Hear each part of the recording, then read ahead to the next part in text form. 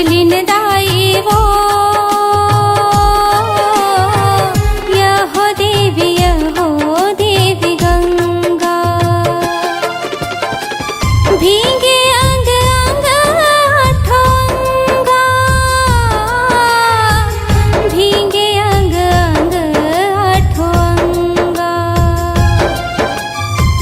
भीगे अंग अंग आठोंगा, भीगे अंग अंग आठोंगा। हमर भुजलिन दाई वो यहो देवी गंगा। हमर भुजलिन दाई वो यहो देवी गंगा।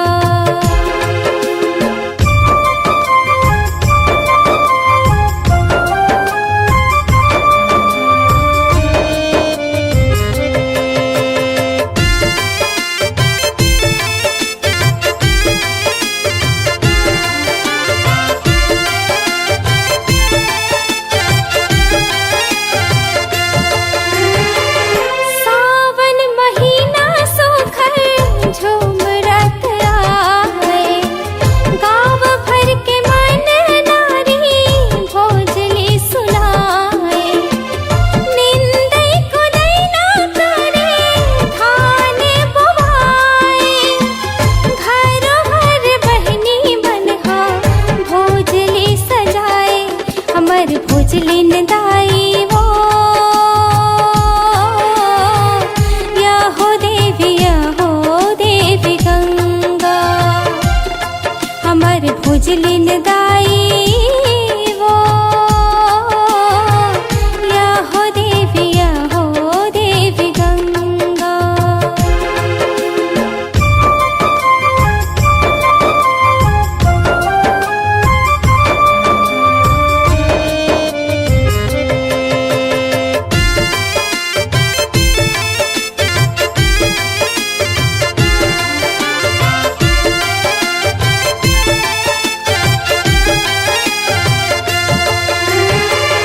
पानी गिरत है मन हरियर हरियर, होगी सिंगारी धरती हरियर उधर। भोजली तिहार मने खुशियाँ मनाए, छोटी की टुकनी में भोजली बोवाए। हमर भोजलिन दाई वो यहो देवी गंगा। हमर भुजलिन दाई वो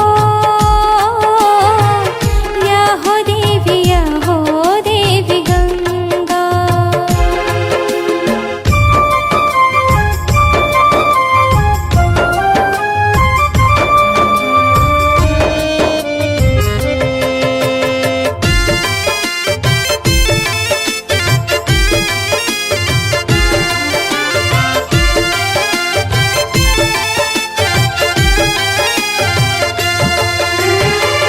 नावा फसल के जम्मो आसला लगाए, भोजलिन दाई सब पर माया बरसाए।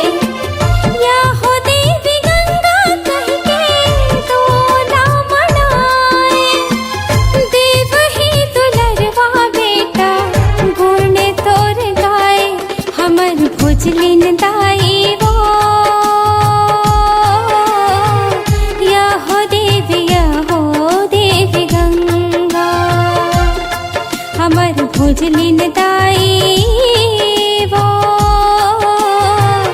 यहो देवी गंगा। भीगे अंग अंग आठोंगा, भीगे अंग अंग